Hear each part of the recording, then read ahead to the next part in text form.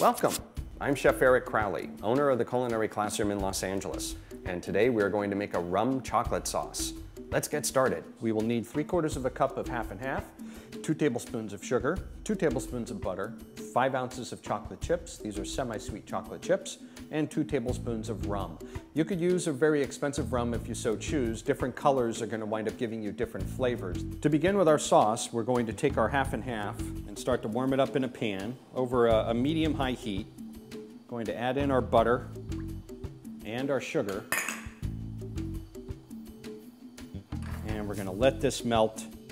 And we're even going to bring it up to a boil. One of the things you'll notice here is that the milk, or the half and half in this case, is going to start to boil around the rim of the pan. I'm going to stir in this butter and get it to melt. The sugar is going to melt at the same time. Once I start to get a nice bubbling going into this pan, I will go ahead and add in the chocolate and basically stir the chocolate around until it gets melted. Really important that as the sugar is melting, it's going to have a tendency to want to settle to the bottom of the pan. It's not a bad idea to get your spatula and go along all over the bottom of the pan and even up on the sides.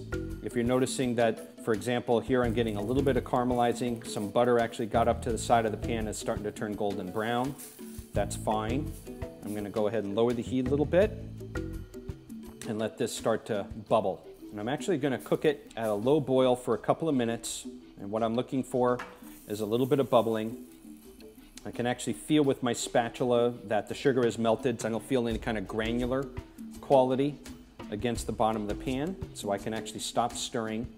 The more you stir, the more you're actually going to cool off the sauce, because you wind up disturbing the surface tension and you wind up cooling it off. So you're going to leave that alone, and you can see very shortly we start to bubble along here. And bubbles are going to start to come around the edges, and then it's going to start to bubble up on the center of the pan too. I'm going to let this cook for just a couple of, for about a minute or so. Spatula is very important. You want to utilize one that can really take a high heat. This is a silicone spatula that can withstand 450 degrees. A standard rubber spatula, or if you have a spatula at home that's made out of a hard plastic, you might find that it'll actually start to melt when you wind up getting along the edges of the pan, right along here. So that's not going to be ideal. You could use a wooden spoon as well, but the spatula is really great to really cover the entire bottom of the pan and along the side of the pan. So after 2 to 3 minutes have elapsed, add in our chips,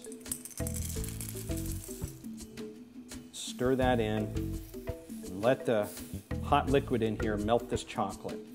You could utilize a bar form. Really important that you wind up taking the bar and break it up into chunks, and then take those chunks and chop them up into really small pieces with your knife. If you wind up utilizing really big chunks inside the pan, they're not going to melt rapidly enough, and you want to make sure that they get really nice and melted, and you also want to make them, you want to have them melt quickly. So that's why chips come in really handy, because they have a smaller size.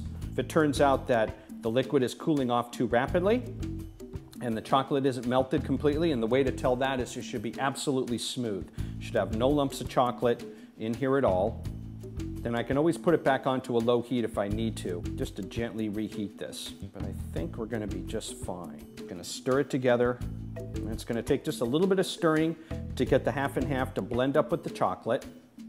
And you can see when it does that, it's going to have a really smooth appearance to it.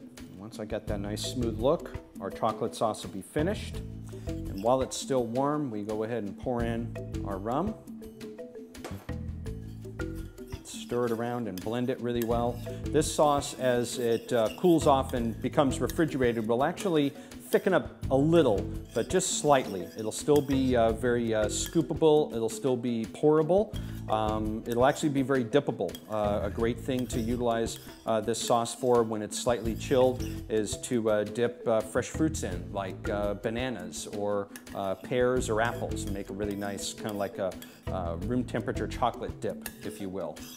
Go ahead and take a nice big spoonful, one end to the plate, the other end, use the back of the spoon and go ahead and make that nice little paint. I can take this cupcake to serve along with it, and maybe cut the cupcake in half like this. Set the bottom of the cake on one side, maybe set the top just a little bit, a jar, and then I can come on back with a little bit more chocolate sauce right on top like that. A little bit everything. And that is our rum chocolate sauce.